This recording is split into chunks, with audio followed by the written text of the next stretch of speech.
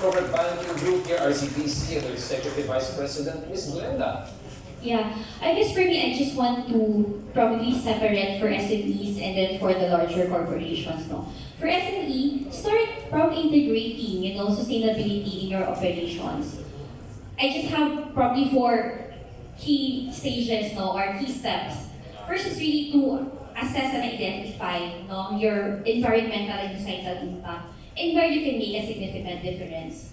Second would be your commitment, strategic commitment, no? So start drafting your strategy and commitment, and if I may borrow the concept from BSP, no, applying the concept of proportionality. I know the effort of SME and larger corporation is different because the risk profile is different, the exposure is different. So what is important is that to identify what is your risk appetite. Third would be goal setting and implementation. And I would like to highlight 2 areas. No? In terms of goal setting, similarly to how we know how goals should be set, it should be SMART, right? And then second would be on the implementation, clear action steps, and then of course the evaluation.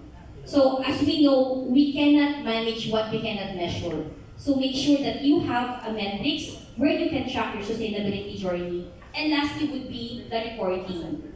So if I may apply an analogy, some people having their fitness journey would like to post something on social media, right? And then everyone would be will wait for the result whether they will really lose weight.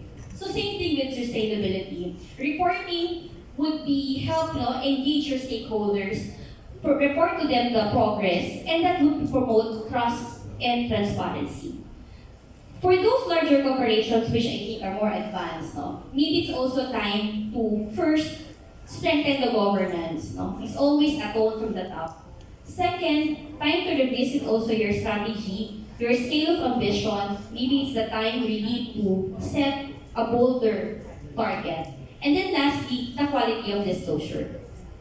So I think that's all from me, RJ. Thank you, everyone. Well, thank you. Really great tips, Ms. Glenda Anisco-Niño of SGB. Let's give her a round of applause as well. Anybody?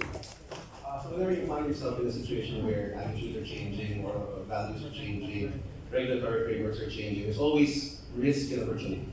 So let's start with the good stuff, the opportunity. So whenever you have this situation, there's an opportunity to change systems or change processes. That may actually be good for your bottom line. And so you now have the opportunity to change something in your process, something in your business model that might actually end up benefiting you. So that's the opportunity. You have to be aware of the risks, right? And whenever you change any process, anything in your value chain, there is a risk involved. But there's also regulatory risk.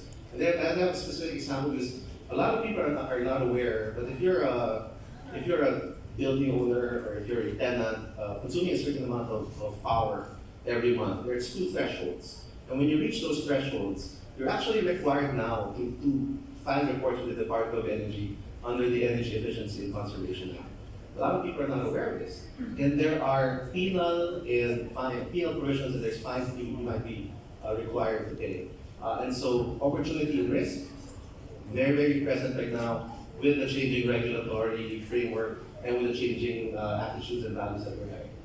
Thanks so much, Atty. Gabby Pulido. One more round of applause, Atty. Gabby from Pulido, Glenda, Manangkil, and De La Fuente. Again, thank you so much to all our panelists. Right now, ladies and gentlemen, to all our friends watching us right now on Zoom, thanks so much for joining us. We hope that you appreciated all the insights that you gained from here. Again, Ms. Beth was saying that our relations managers will get in touch with our friends from RCBC who are interested to engage in sustainability financing with the bank. They're more than happy to speak to you and educate you on the ESG principles that they're following here right now for RCBC. In the meantime, we're going to close our discussion, but you'll catch a video of this discussion here online. We'll be sending that over to you. In the meantime, we're going to have a little intimate discussion over here at the Hexagon Lounge. Again, round of applause please to all our guests here today. Thank you so much for joining us. We'll be posting this online, guys. Have a great day ahead. Thank you so much.